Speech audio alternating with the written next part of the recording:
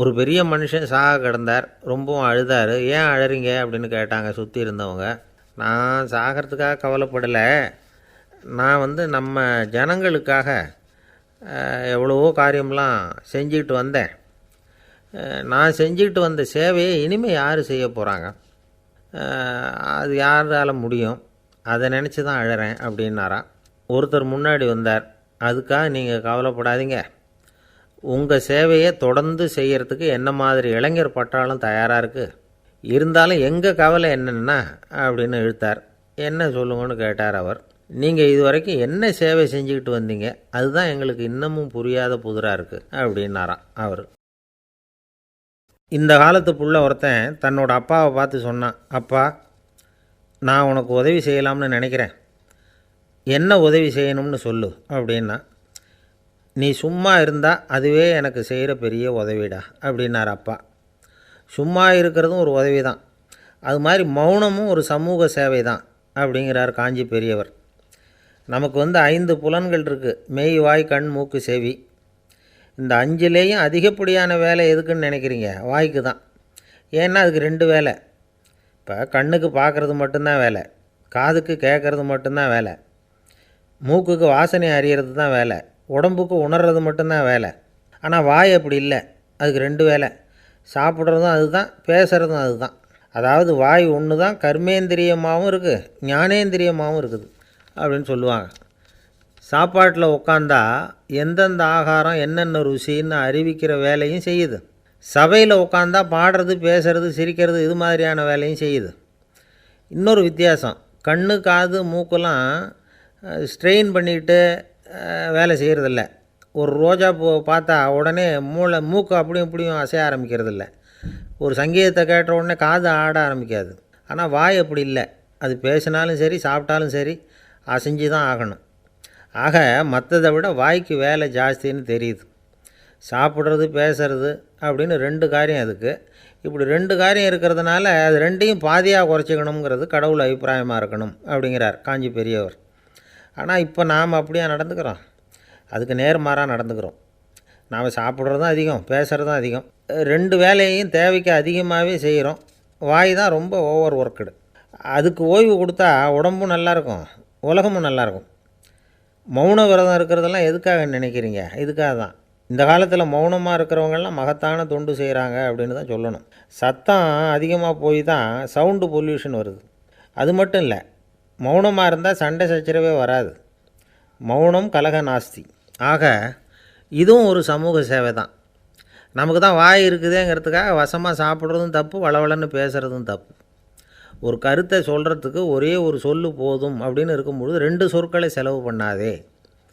எவ்வளவு சொன்னாலும் அதனால் ஒரு பயனும் விளையாது அப்படின்னு தெரிய வருமேயானால் அந்த ஒரு சொல்லையும் விரயம் பண்ணாதே அப்படிங்கிறார் ஒரு அறிஞர். எல்லா குணங்கள்லேயும் மௌனம்தான் சிறந்தது அப்படிங்கிறார் ஒருத்தர். மௌனமாக இருக்கிறது மூலமாக மற்றவர்கள் குறைகளை நம்மளால் தெரிஞ்சிக்க முடியும். அதே சமயத்தில் நம்மக்கிட்ட இருக்கிற குறைகளை மற்றவங்களுக்கு தெரியாமல் மறைச்சிக்கவும் முடியுங்கிறார் அவர். உண்மைதானே? ஒரு பெரிய மேடை பேச்சாளர், பொது வாழ்க்கையில் 25 வருஷ காலமாக ஈடுபட்டிருக்கிறவர்.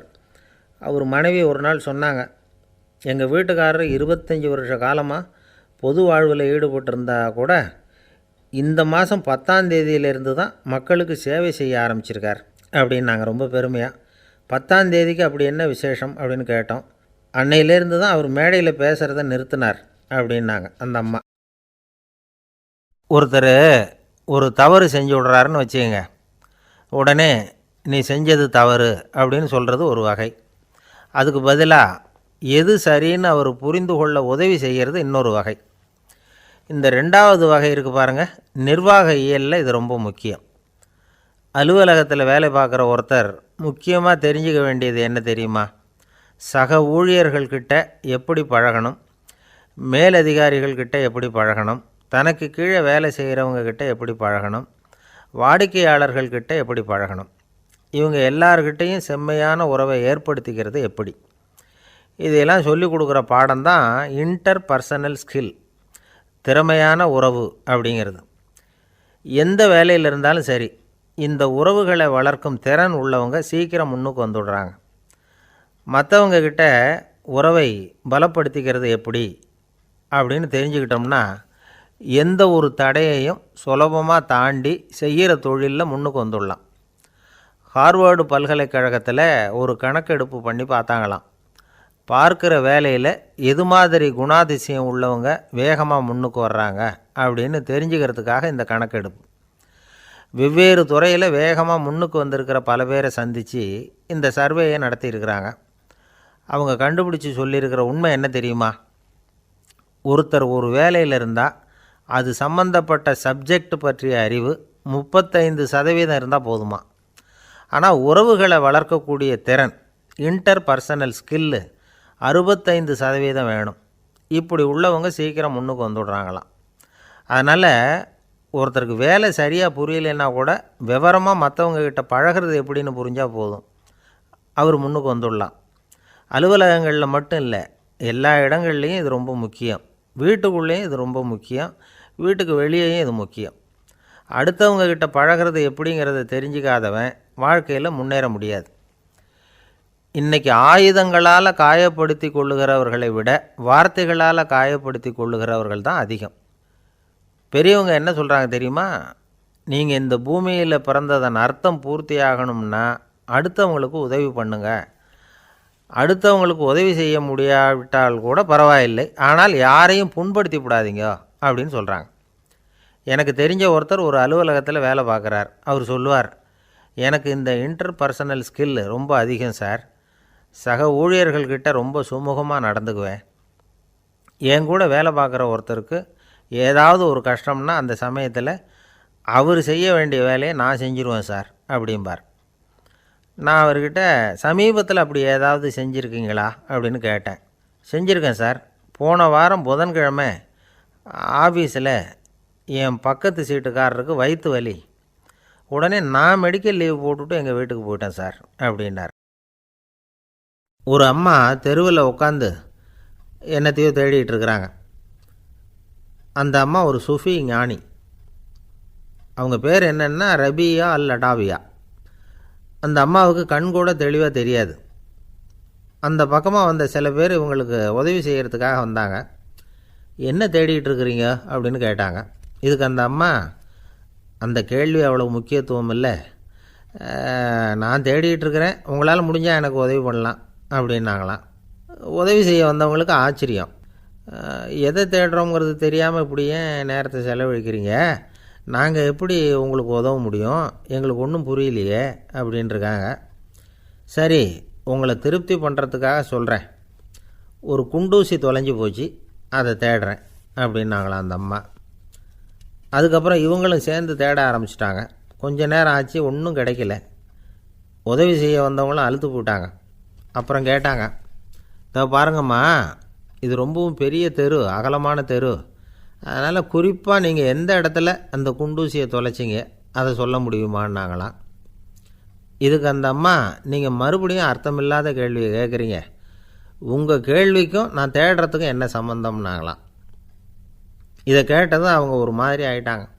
என்னம்மா நீங்கள் பைத்தியம் மாதிரி பேசுகிறீங்க அப்படின்னாங்களாம். சரி, உங்களை மறுபடியும் திருப்திப்படுத்துறதுக்காக சொல்கிறேன், அதை நான் எங்கள் வீட்டில் தொலைச்சுட்டேன் அப்படின்னாங்களாம். அப்புறம் எதுக்காக இங்கே தேடிட்டு இருக்கிறீங்க அப்படின்னு கேட்டிருக்காங்க. ஏன்னா இங்கே தான் வெளிச்சம் அதிகமாக இருக்குது, அங்கே வீட்டுக்குள்ளே இருட்டாக இருக்குது, அதனால் இங்கே தேடுறேன். வெளிச்சம் உள்ள இடத்துல தானே தேட முடியும் அப்படின்னாங்களாம் அந்த ஞானி. இந்த கதைக்கு என்ன அர்த்தங்கிறத பெரியவங்க சொல்கிறாங்க. அதாவது இந்த தேடுதல்ங்கிறது ஒரு வியாதி. அது நம்ம சதா அலைய வைக்கும், பைத்தியமாக மாற்றுறதுக்கு முயற்சி பண்ணோம். ஒரு காலம் அது நிறைவு அடையவே அடையாது. வாழ்வுங்கிறது ஒரு புரிந்து கொள்ள முடியாத, சதா ஏங்கி கொண்டிருக்கிற ஒரு செயல். அதுக்கு ஆரம்பமும் இல்லை, முடிவும் கிடையாது. எதையோ தேடணும் அப்படிங்கிற உந்துதல் நமக்குள்ளே இருக்கும், ஆனால் குறிப்பாக எதை தேடிட்டு இருக்கிறோம் அப்படிங்கிறது புரியாது. அப்படி ஏதாவது ஒன்றை தேடி அடைஞ்சிட்றோம்னு வச்சுக்கோங்க, உடனே ஒரு அதிருப்தி வந்துடும். அதனால் வாழ்க்கைங்கிறது சலிப்பு நிறைந்தது அப்படிங்கிற எண்ணத்தை உண்டாக்கிக்கிறோம். ஒன்று அடைஞ்சதுக்கு அப்புறம் இன்னொன்று தேட ஆரம்பிச்சிருவோம். ஆக இந்த தேடல்ங்கிறது நாம் ஒன்று அடைஞ்சாலும் அடையாவிட்டாலும் தொடர்ந்து நடந்துக்கிட்டு தான் இருக்கும். இதுக்கு முடிவே கிடையாது. இந்த உண்மையை நாம் நல்லா புரிஞ்சுக்கணும் அப்படிங்கிறது பெரியவங்களுடைய கருத்து.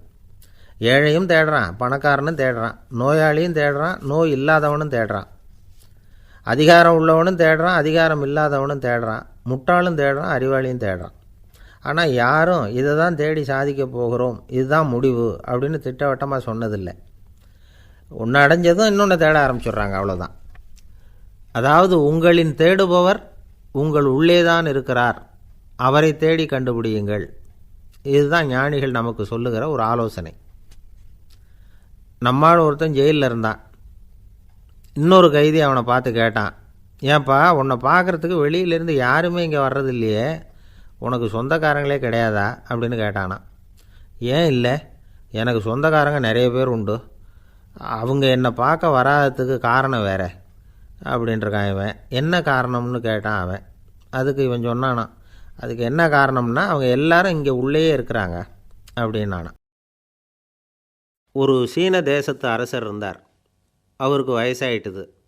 அவருக்கு அடுத்தபடியாக அவருடைய புள்ள பட்டத்துக்கு வரணும், ஆட்சி பொறுப்பை ஏற்றுக்கணும். ஒரு நல்ல தலைவனுக்கு இருக்க வேண்டிய பண்புகள்லாம் தன்னுடைய மகனுக்கு இருக்கணும்னு விரும்பினார் அந்த அரசர். அதனால் இளவரசனை பக்கத்தில் இருந்த ஒரு குரு கிட்ட அனுப்புனார். இளவரசன் அவர்கிட்ட போய் சேர்ந்தான்.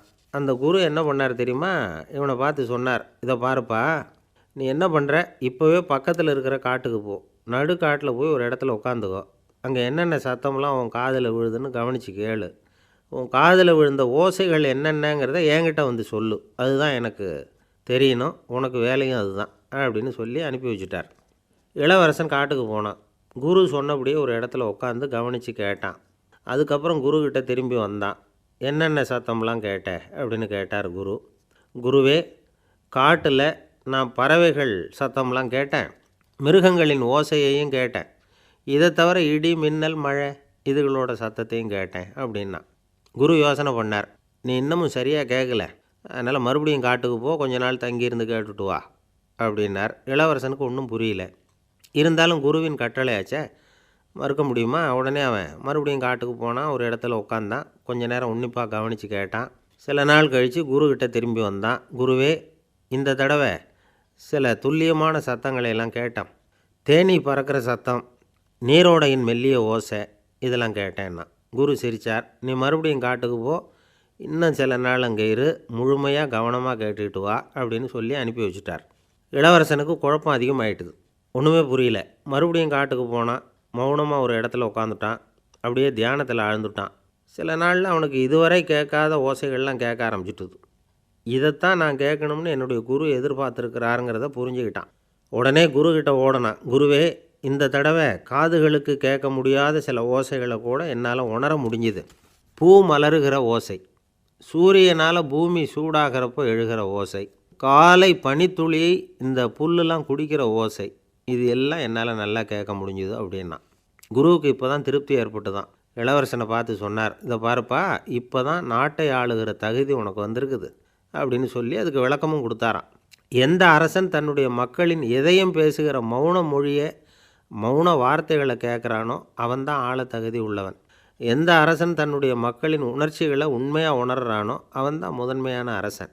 போலி வார்த்தைகளை மட்டும் கேட்டுட்டு பல மௌன ராகங்களை காதில் வாங்கிக்காதவன் அரசனே இல்லை.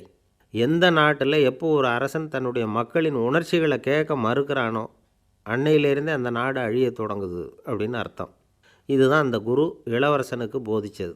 வாயால் பேசுகிறத மட்டும் கேட்டு ஏமாறக்கூடாது, உணர்ச்சிகளையும் கேட்குறதுல தான் மனப்பக்குவம் உண்டாகும். மக்கள் உணர்ச்சிகளை புரிந்து கொள்ளாத அரசர்கள் நீடிச்சிருக்க முடியாது.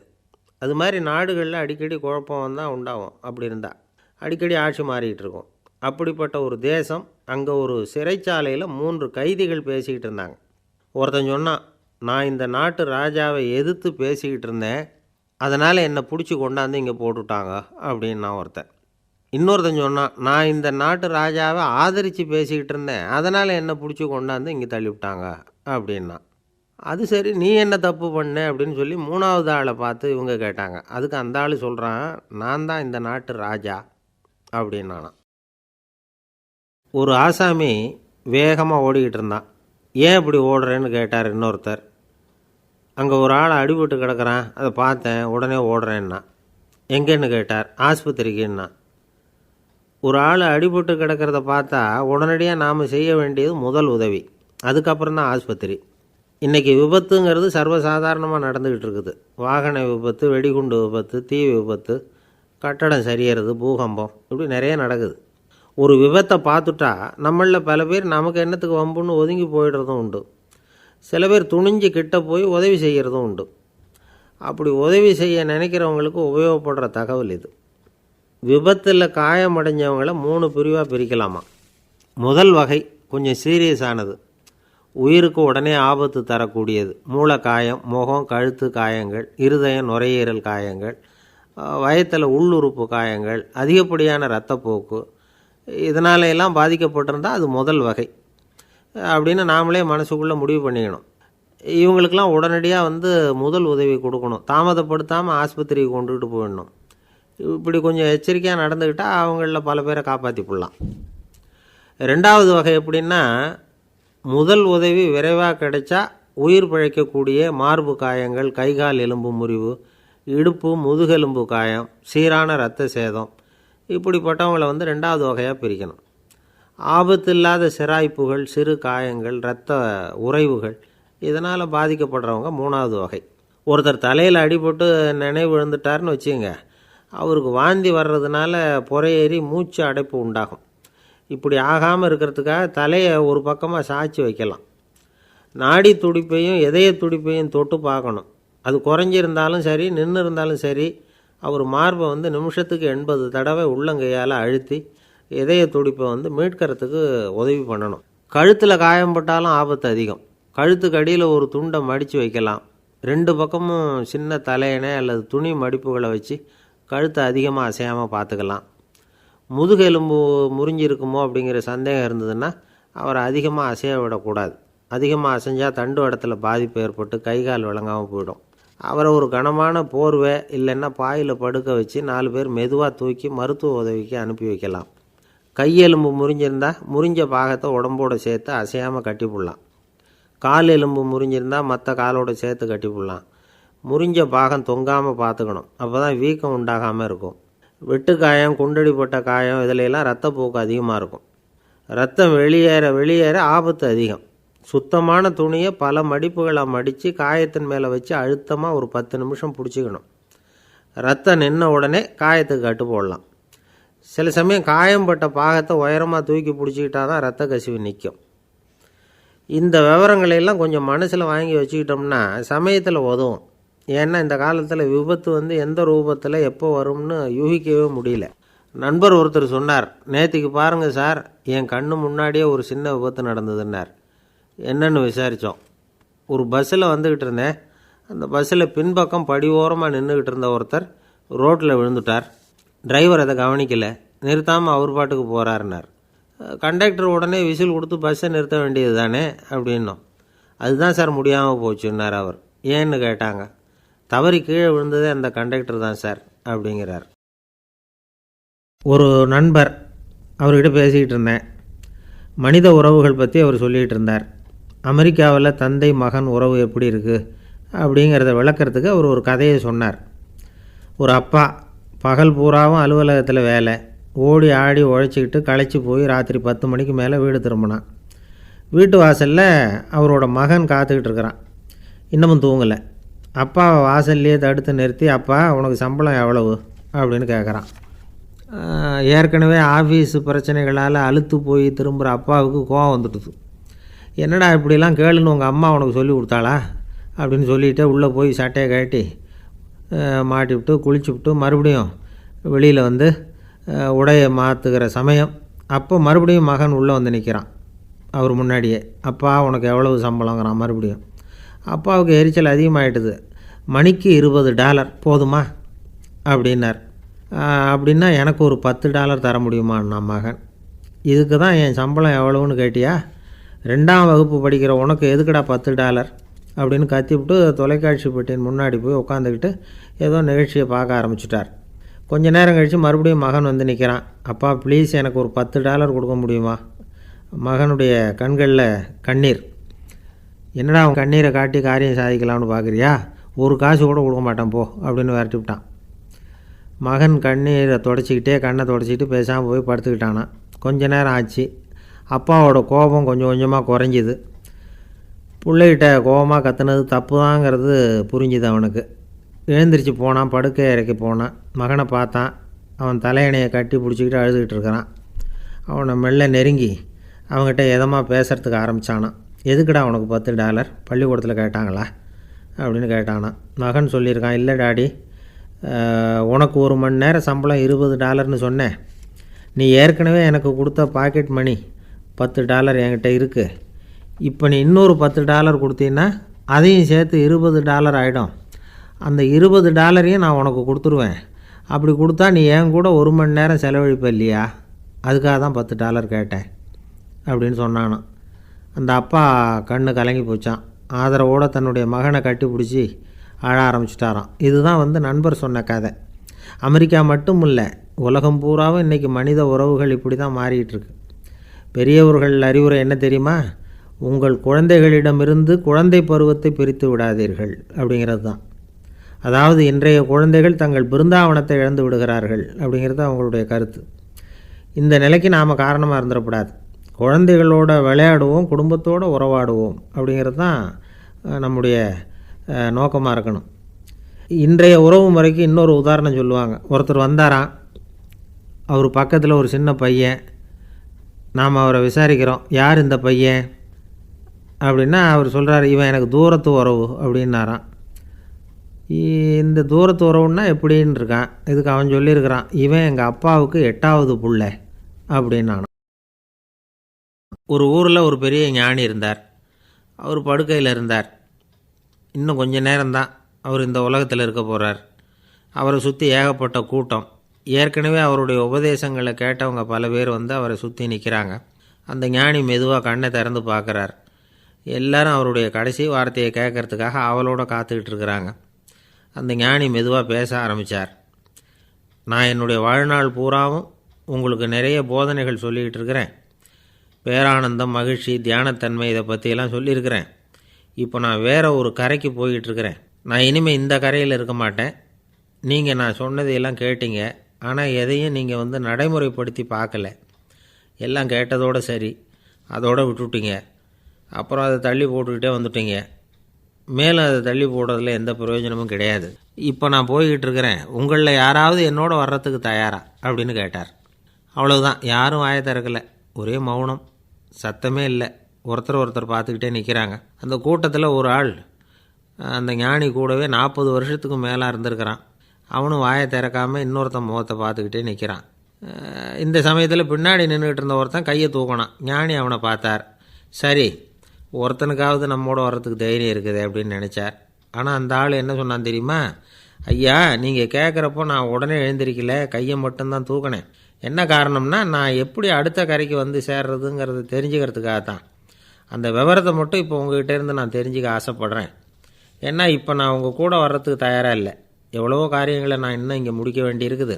வீட்டுக்கு ஒரு விருந்தினர் வந்திருக்கிறார். என்னுடைய இளைய மகனுக்கு கல்யாணம் பண்ணி வைக்கணும். அதனால் இன்றைக்கி உங்கள் கூட வர முடியாது. அது மட்டும் இல்லை, இப்போ உங்கள் கூட அடுத்த கரைக்கு வந்தால் திரும்பி வர முடியாதுன்னு வேறு சொல்கிறீங்க. அதனால் இப்போ நான் வரல. இன்னொரு நாள் நிச்சயமாக நான் வர்றேங்க, உங்களை சந்திக்கிறேன். அதனால் இப்போ நீங்கள் இன்னொரு தடவை எங்களுக்கு விளக்கமாக சொல்லணும். ஏற்கனவே பல தடவை சொல்லியிருக்கிறீங்க. தயவு பண்ணி இப்போ ஒரு தடவை சொன்னீங்கன்னா சௌகரியமாக இருக்கும். அந்த அடுத்த கரையை அடையிறது எப்படி? இப்போ ஒரு தடவை அதை விளக்கமாக சொல்லிட்டிங்கன்னா நல்லா ஞாபகப்படுத்திக்குவேன். அது சரியான சமயம் வர்றப்போ இது எனக்கு உதவியாக இருக்கும் அப்படின்னு நானா. ஆனால் உண்மை என்ன தெரியுமா? அந்த சரியான சமயம் வரவே இல்லை அப்படிங்கிறது தான் உண்மை. இப்படி அந்த கதை முடியும். இந்த கதை அந்த ஒரு ஆளுக்கு மட்டும் இல்லை, கிட்டத்தட்ட எல்லாருக்குமே அது பொருந்தும் அப்படிங்கிறாங்க விவரம் தெரிஞ்சவங்க. எல்லாருமே அந்த சரியான தருணத்துக்காகத்தான் காத்துக்கிட்டு இருக்கிறாங்களாம். அதுக்காக ஜோசியம் பார்க்குறாங்க, கைரேகை பார்க்குறாங்க. நாளைக்கு என்ன நடக்குங்கிற ஆவலில் எல்லோரும் காத்துக்கிட்டு இருக்கிறாங்க. ஆனால் அந்த ஒரு நாள் ஒருபோதும் வரப்போகிறதில்ல. நீங்கள் தள்ளி போடுறதுக்காக பல அர்த்தமில்லாத காரணங்களை தேடுறீங்க அப்படிங்கிறார் ஒரு ஞானி. காத்திருக்கிறதுலேயே நம்ம காலம் ஓடி போயிடுது. ஏன்னா இன்றைக்கி நாம் சிந்திக்கிறது நாளைக்கு நாம் சிந்திக்கிறது இல்லை. ஒவ்வொரு நாளும் ஒவ்வொரு மாதிரி போயிடுது. நாளைக்கு மறுநாளை பற்றியே சிந்திக்கிறோம். இப்படியே அது பாட்டுக்கு போயிடும். கரையை தொட்டு பார்க்குறது எப்போ? இதுதான் கேள்வி. நமக்கு வேண்டியப்பட்ட ஒருத்தர் ஒரு ரயில்வே பிளாட்ஃபாரத்தில் நின்றுட்டு இருக்கிறார். அங்கே இருக்கிறவங்ககிட்ட கேட்குறாராம், விசாரிக்கிறார். ஏங்க கிழக்க போகிற ரயில் போயிட்டுதுங்களான்னாராம். போயிட்டுதுன்னு இருக்கிறாங்க. கொஞ்ச நேரம் கழித்து எங்கே மேற்க போகிற ரயில் போயிட்டுதுங்களான்னு கேட்டிருக்காரு. போயிட்டுதுங்களான்ட்ருக்காங்க. அப்புறம் கொஞ்சம் நேரம் கழித்து மறுபடியும் ஏங்க 10:30 மணி வண்டி போட்டுதான்னு கேட்டிருக்கார். தொடர்ந்து காலையிலேருந்து சாயந்தரம் வரைக்கும் இப்படி ஒரே இடத்துல நின்றுக்கிட்டு கேட்டுக்கிட்டே இருக்கிறார். இதை பார்த்துக்கிட்டு இருந்த ஒருத்தர் அவர்கிட்ட வந்து, ஏங்க நீங்கள் எங்கே போகணும் அப்படின்னு கேட்டாராம்.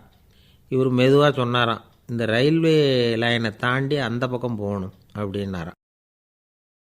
நம்பிக்கை இல்லைன்னா இந்த உலகத்தில் நாம் நடமாடவே முடியாது.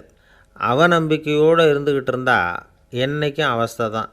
நாம் நம்புறது நடக்குதோ இல்லையோ அது வேறு விஷயம். ஆனால் எதையும் நம்பி தான் நாம் அடி வைக்க வேண்டியிருக்கு. வேறு ஒன்றும் வேணாம், ஒரு லாட்ரி சீட்டு வாங்குகிறோம், அது எங்கே நமக்கு விழப்போகுது அப்படிங்கிற அவநம்பிக்கையோடவா வாங்குகிறோம்? பரிசு நமக்கு தான் அப்படிங்கிற நம்பிக்கை உள்ளூர இருக்கிறதுனால தான் அதை வாங்குகிறோம். இருந்தாலும் முடிவு வேறு மாதிரி ஆகிடுது. அதுக்காக மனசு சோர்ந்து போகிறதில்ல, அடுத்த மாதமும் சீட்டு வாங்குகிறோம். இந்த நம்பிக்கை தான் மனித வாழ்க்கைக்கு ஆதாரம். ஒரு கடையில் போய் டீ சாப்பிட்றீங்க, அந்த டீ நல்ல டீ தானா, அதில் விஷம் கலந்துருக்குமா அப்படிங்கிற சந்தேகம் வந்துட்டுதுன்னு வச்சுங்க. அதுக்கப்புறம் அதை எப்படி நீங்கள் சாப்பிட முடியும்? நம்பி தான் சாப்பிட்ணும்.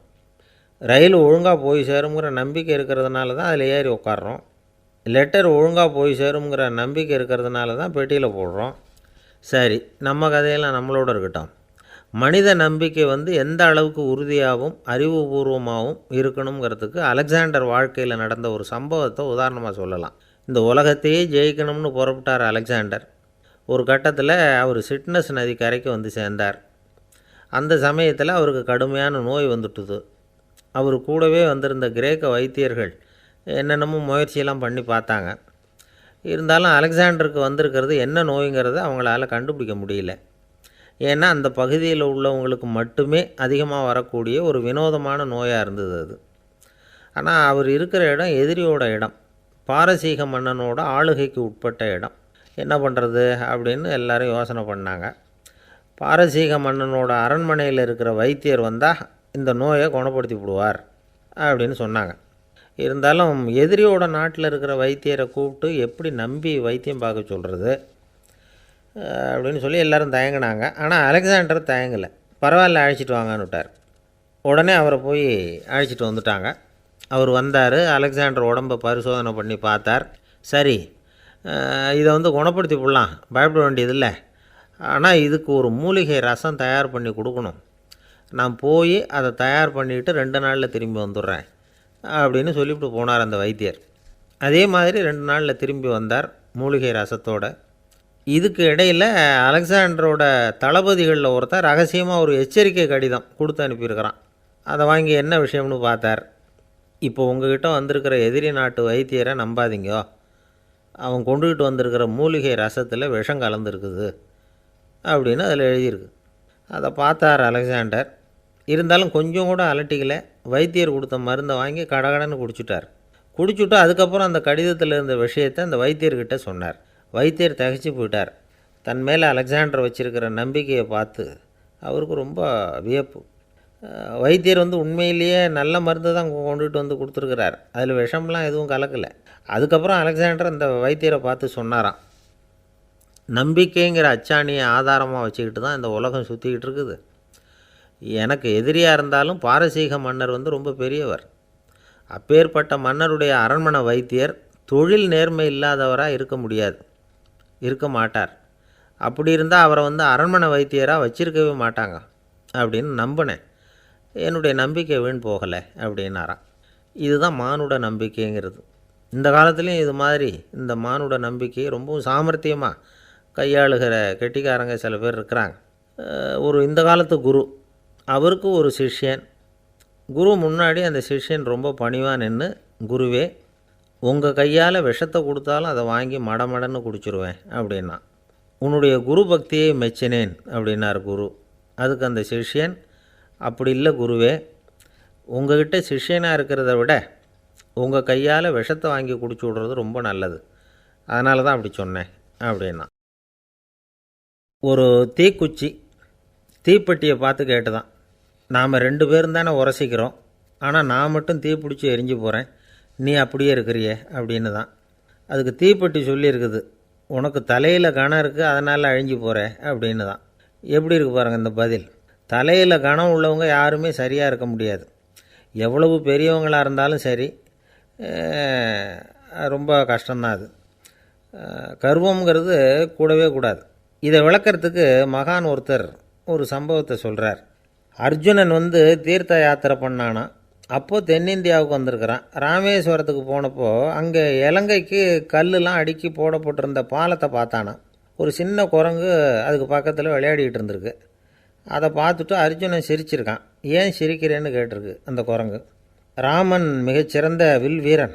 அப்படி இருக்கிறப்போ அவன் இலங்கைக்கு அம்புகளாலேயே ஒரு பாலம் கட்டியிருக்கலாம். அதை விட்டுட்டு போயும் உன்ன மாதிரி குரங்குகளை துணையாக வச்சுக்கிட்டு இப்படி ஒரு கருங்கல் பாலத்தை கட்டியிருக்கிறானே அப்படின்னு நானா. அம்புகளால் பாலம் கட்ட முடியுமா அப்படின்னு கேட்டு தான் குரங்கு.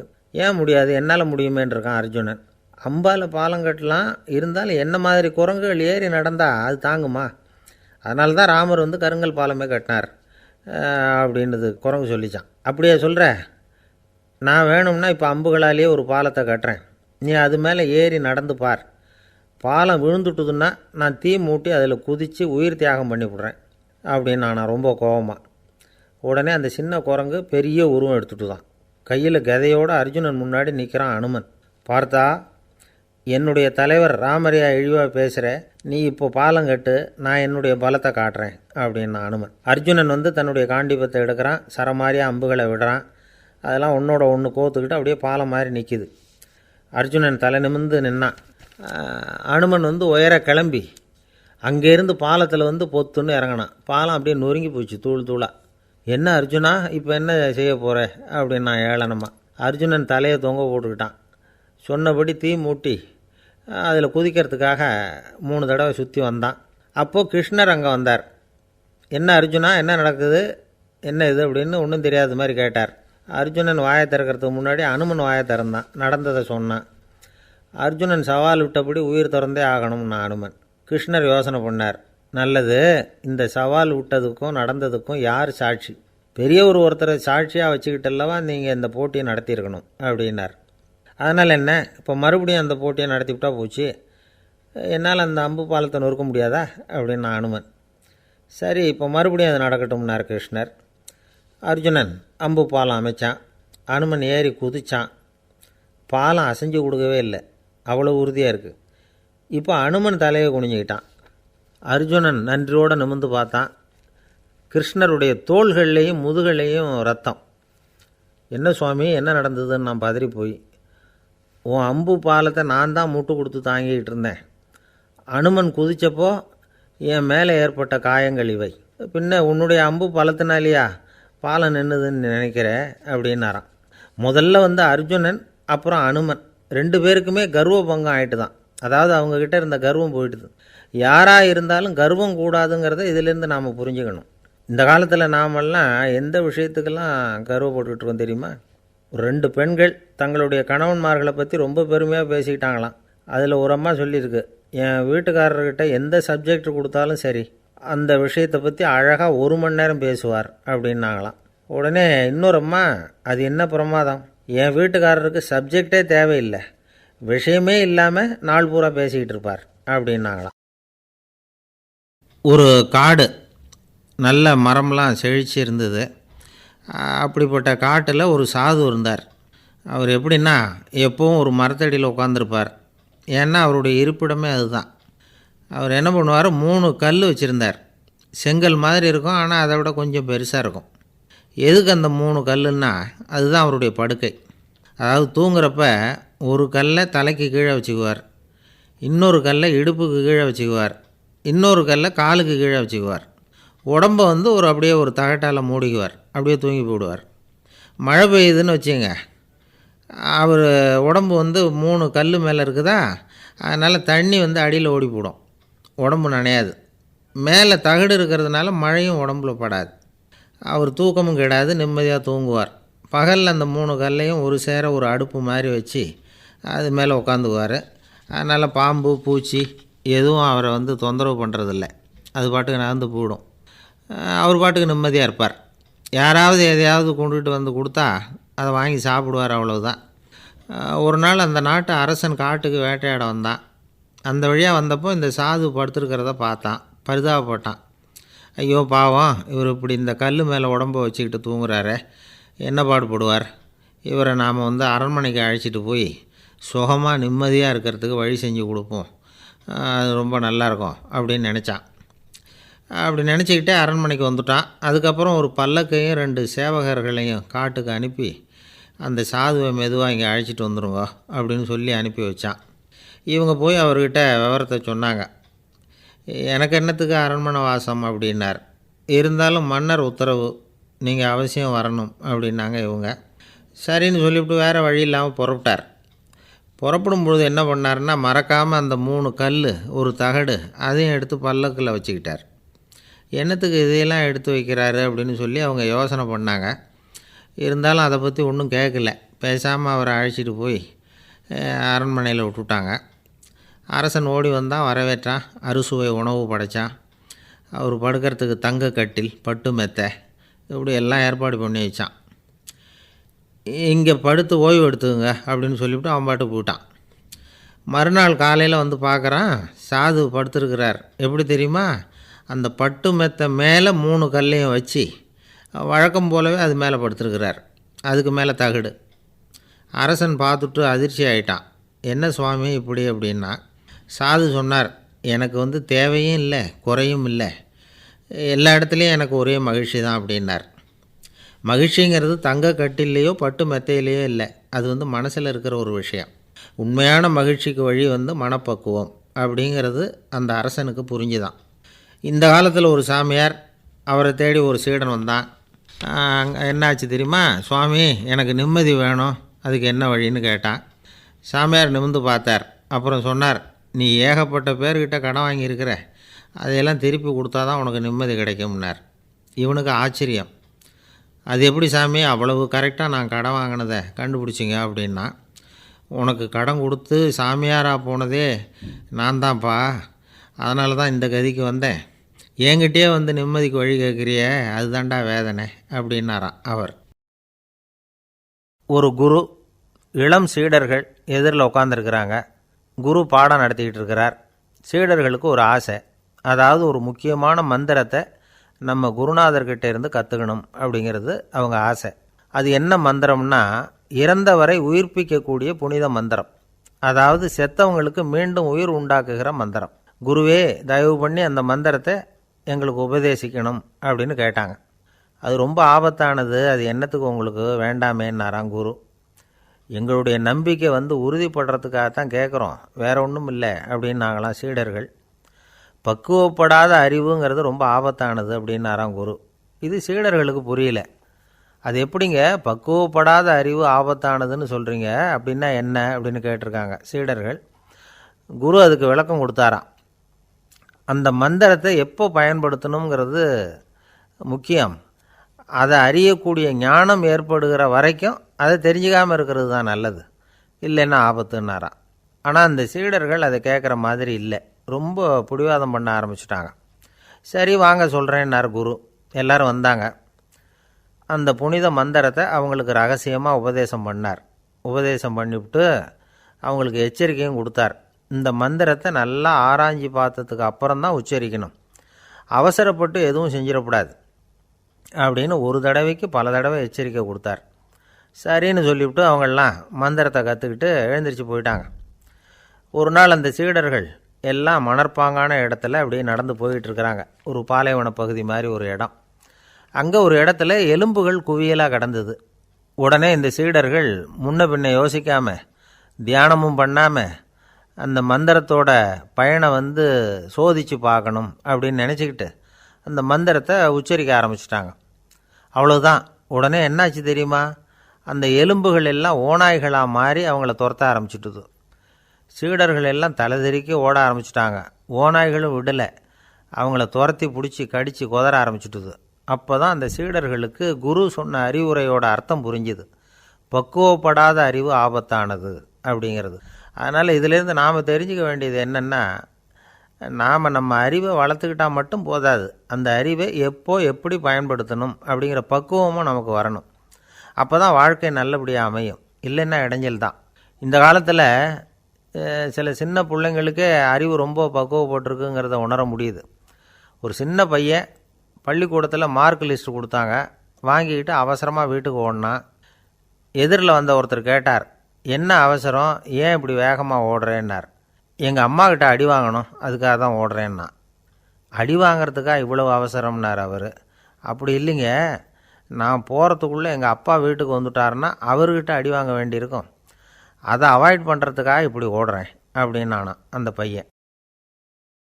ரொம்ப நாளைக்கு முன்னாடி ஒரு நாள் கோவலன் நாடகம் நடந்தது. எங்கள் மதுரையில் நடந்தது. அதில் ஒரு முக்கியமான கட்டம், கண்ணகி கிட்ட சிலம்பை வாங்கிக்கிட்டு அதை விற்கிறதுக்காக மதுரை நகருக்கு புறப்படுறான் கோவலன். அந்த சமயத்தில் கண்ணகி பாடுற மாதிரி ஒரு நாடக பாடல் நாடக ஆசிரியர் எழுதினது. அது என்ன பாட்டுன்னா, மா பாவியோர் கூடி வாழும் மதுரைக்கு மன்னா போகாதீர் என்று அப்படின்னு ஆரம்பிக்கும் அந்த பாட்டு. இதுதான் அந்த பாட்டு. இதை கண்ணகி மேடையில் பாடின உடனே கூட்டத்தில் சலசலப்பு.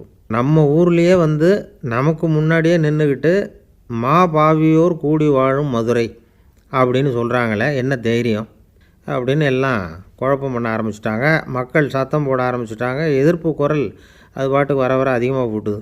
கொண்டுக்கிட்டு வா அந்த நாடக ஆசிரியரை, எழுதுனது யார் அப்படின்னு ஒரே சத்தம், கூச்சல். வேறு வழி இல்லை. மெதுவாக மேடைக்கு வந்தார் அந்த நாடக ஆசிரியர். 4 பக்கத்திலிருந்தும் கேள்வி கணைகள். மக்களை பார்த்து கொஞ்சம் அமைதியாக இருங்கோ அப்படின்னு சொல்லிவிட்டு தன்னுடைய விளக்கத்தை சொல்ல ஆரம்பித்தார் அந்த நாடக ஆசிரியர். மா அப்படின்னு சொன்னால் திருமகளாகிய லட்சுமி அப்படின்னு அர்த்தம்.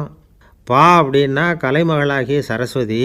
வி அப்படின்னா மலைமகளாகிய பார்வதி. மா பாவியோர் அப்படின்னா திருமகளும் கலைமகளும் மலைமகளும், இவங்க மூவரும் அப்படின்னு அர்த்தம். இந்த 3 பேரும் வாழ்கின்ற மதுரை புனிதம் நிறைந்தது, சகல செல்வங்களும் நிறைஞ்சது. அப்படிப்பட்ட ஊரில் நான் அணிந்து கொள்ளும் இந்த சாதாரண சிலம்பை யார் வாங்கிக்குவாங்க அப்படிங்கிற எண்ணத்தோடு தான் கண்ணகி அப்படி சொல்கிறா. அதை நினச்சி தான் நான் எழுதினேன். ஆகவே மதுரையை ரொம்ப சிரமப்படுத்தணும், ரொம்ப மோசமாக எழுதணும் அப்படிங்கிற எண்ணம்லாம் எனக்கு கிடையாது. பெருமைப்படுத்தணும்னு நினச்சி தான் அப்படி எழுதினேன் அப்படின்னு விளக்கம் கொடுத்தாராம். இந்த விளக்கத்தை கேட்டதும் எல்லாரும் ரொம்ப சமாதானம் ஆகிட்டாங்களாம். இப்படி விளக்கம் கொடுத்த அந்த நாடக ஆசிரியர் யார் தெரியுமா?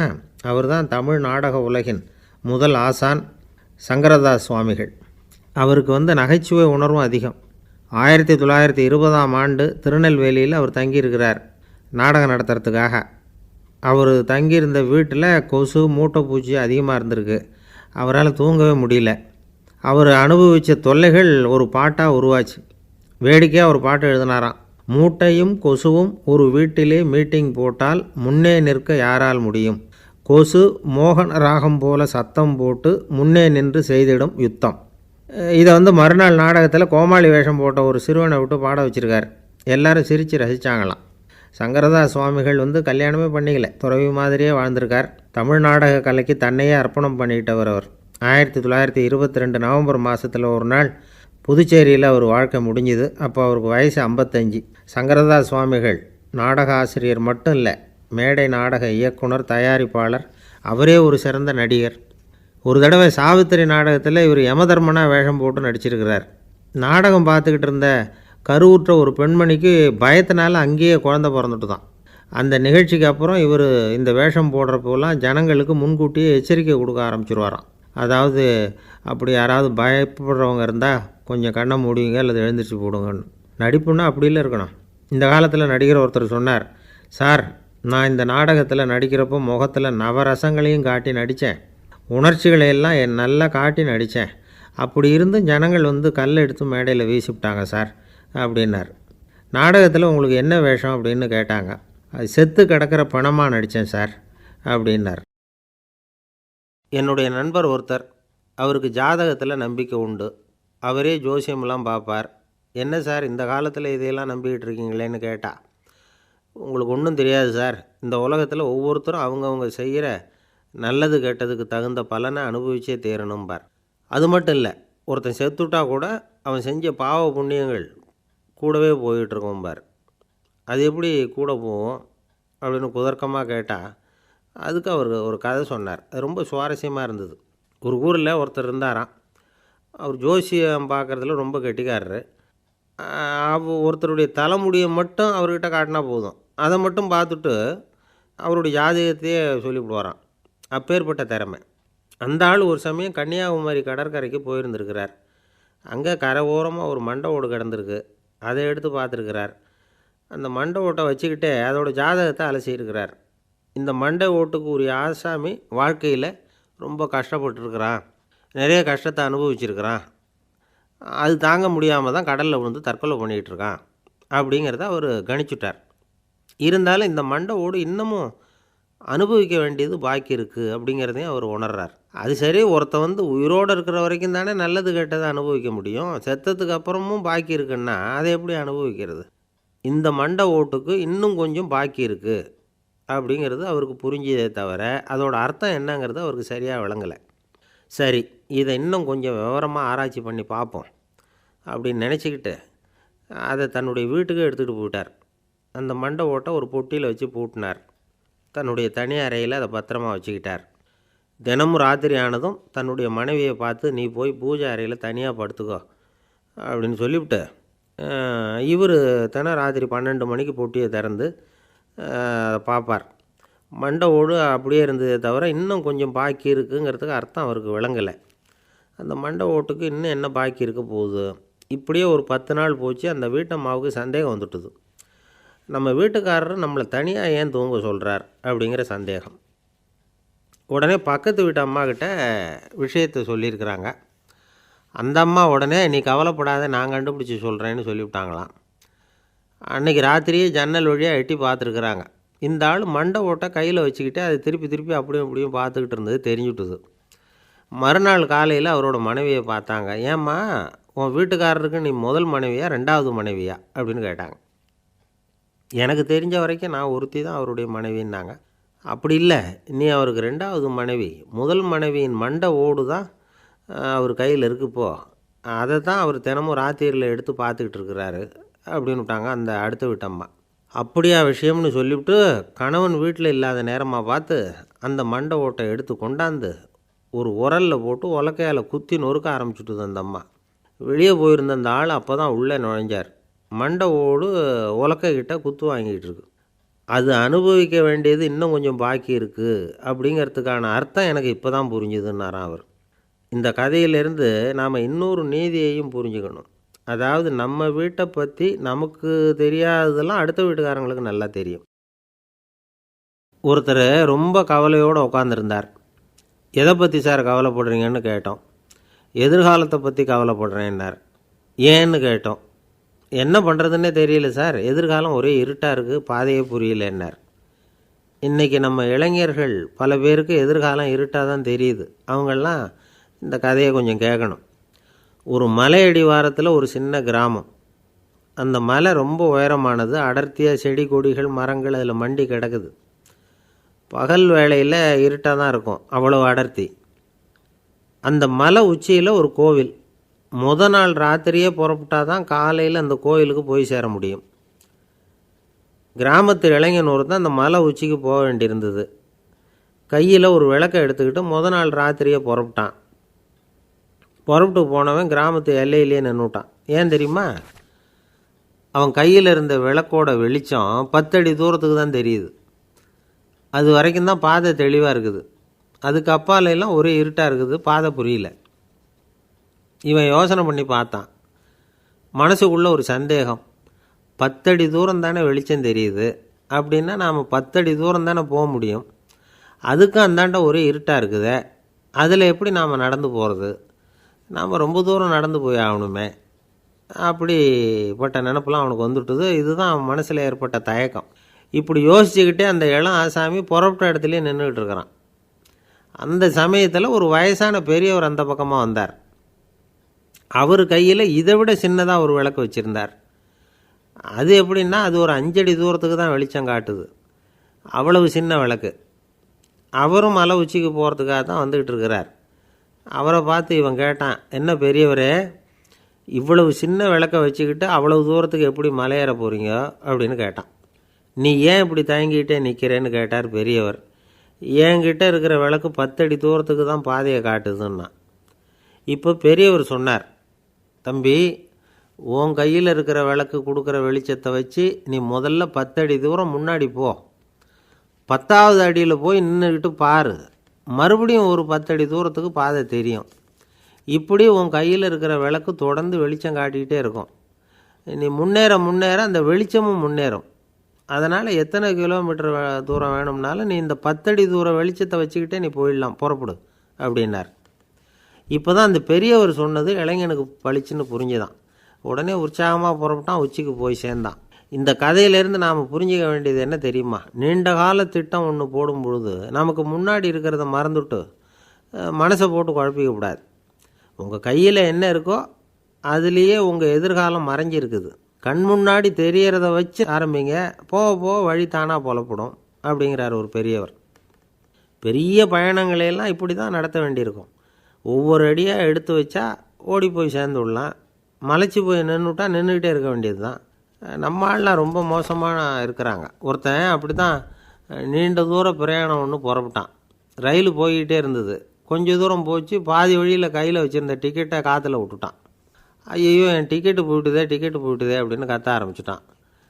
பக்கத்தில் இருந்த பெரியவர் அவனை பார்த்து பரிதாபப்பட்டு, கவலைப்படாத தம்பி, போனால் போகுது, வேறு டிக்கெட் வாங்கிக்கலாம் அப்படின்னு ஆறுதல் சொன்னார். அதுக்கு அவன் சொல்கிறான், சார் நான் அதுக்காக அழலை, அந்த டிக்கெட்டு கிடைச்சா தானே நான் எந்த ஊருக்கு போகணுங்கிறது எனக்கு தெரியும் அப்படிங்கிறான். ஒரு நண்பர் அவசரமாக என்கிட்ட ஓடி வந்தார். அப்புறம் சொன்னார், என்னால் நம்பவே முடியல சார், என் பையனை அப்படி அப்படின்னு சொல்லி ஆச்சரியப்பட்டார். உங்கள் பையன் அப்படி என்ன தான் செஞ்சுட்டான் அப்படின்னு கேட்டேன். என்னால் முடியாத ஒரு காரியத்தை அவன் செஞ்சுட்டான் சார் அப்படின்னார். அது என்னன்னு தான் சொல்லுங்களேன். என்ன 5வது வகுப்பில் அவன் ஒரே தடவையில் தேறிட்டான் சார், அதாவது ஒரே அட்டம்ப்டில் பாஸ் ஆகிருக்கான் அப்படின்னார் மூச்சு வாங்க.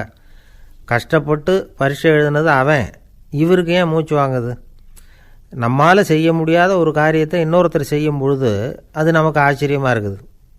சர்க்கஸ் பார்க்குறோம், ஒருத்தர் அந்த இடத்துல தொங்குறார், அது நமக்கு ஆச்சரியம். ஏன்னா அது நம்மால் முடியாத காரியம்.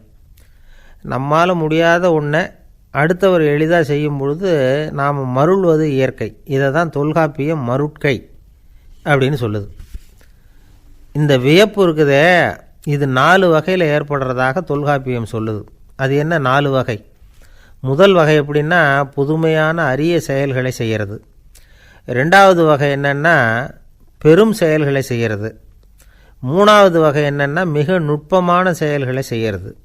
4வது வகை என்னென்னா ஆக்கம் தரும் செயல்களை செய்கிறது. புதுமை, பெருமை, சிறுமை, ஆக்கமோடு மதினம் சாலா மருட்கை 4 அப்படிங்கிறது தொல்காப்பியம்.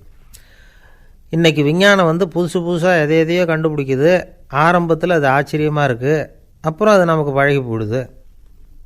வானொலி பெட்டி புதுசாக வந்தப்போ ஒரு பெட்டி பேசுதுங்கிறது எவ்வளோ பெரிய ஆச்சரியம். இப்போ யாரும் அதை ஆச்சரியமாக பார்க்குறதில்ல. மதினம் சாலா மருட்கை அப்படின்னு ஒரு சொற்றொடர் வருது பாருங்கள், அதில் கருத்தாழம் உண்டு.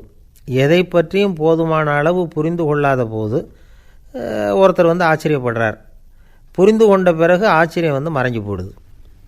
மிக நுட்பமான செயல்களும் நம்ம ஆச்சரியப்பட வைக்கும். ஒரு அரிசியில் ஒரு திருக்குறள் எழுதி காட்டுறாங்க, ஒரு முட்டை ஓட்டுக்குள்ளே ஓவியம் தீட்டி காட்டுறாங்க. கருங்கல் சிற்பங்களில் எவ்வளவு நுட்பமான வேலைப்பாடுகளை எல்லாம் பார்த்து ஆச்சரியப்படுறோம். இது மாதிரி ஆக்கப்பூர்வமான அரிய செயல்களை செய்கிறது கூட வியப்பை உண்டு பண்ணும். குப்பை கூலங்களை கூட வாழ்க்கைக்கு பயன்படுகிற பொருளாக மாற்றுகிறவர்கள் இருக்காங்க. அவர்களுடைய செயல் வியப்பு அளிக்குது. இடைக்காட்டு சித்தர் பாடின 30 நூலில் வர்ற ஒரு பாடல், ஆற்றல் பிறர் அறிதலின் அகம் கிளர்வு உறுதலின் கற்று அறி பாணர் கழுமிய கோடலின் தோற்றம் உருகவே போற்றல் சால் வியப்பே. ஒருத்தருடைய ஆற்றல் தெரியாமல் இருந்தது, அவருடைய அரிய செயலை பார்க்கும் பொழுது வியப்பாக இருந்தது, மனசுக்குள்ளே கிளர்ச்சி. பாவலர்கள் இவர்களுடைய புகழை பாடி மற்றவர்களும் தெரிந்து கொள்ளுமாறு செய்கிறார்கள் அப்படிங்கிறது தான் ஒரு யதார்த்தமான உண்மை. ஆக எல்லா வகையிலும் மக்கள் தங்களுடைய வாழ்க்கையில் முன்னேறுவதற்கான வழிகாட்டுகிற ஒரு மெய்ப்பாடு தான் வியப்புங்கிறது. இந்த காலத்தில் நம்ம எப்படியெல்லாம் ஆச்சரியப்பட வைக்கிறாங்க. ஒரு ஆளை பிடிச்சி ஜெயிலில் கொண்டு வந்தாங்க. ஜெயில் அதிகாரி அவனை ரொம்பவும் ஆச்சரியமாக பார்த்தாராம். இவன் கேட்டான், ஏன் சார் அப்படி பார்க்குறீங்க, நான் இப்போ இங்கே வர்றது உங்களுக்கு ஆச்சரியமாக இருக்குதா அப்படின்னு கேட்டிருக்கான். இதுக்கு ஜெயில் அதிகாரி சொல்லியிருக்கார், நீ இப்போ இங்கே வந்ததில் எனக்கு ஒன்றும் ஆச்சரியம் இல்லைப்பா, ஏற்கனவே நீ இங்கேருந்து விடுதலையாகி போய் 6 மாதம் ஆச்சு, இவ்வளவு லேட்டாக வர்றியே அதுதான் எனக்கு ஆச்சரியமாக இருக்குது அப்படின்னாராம்.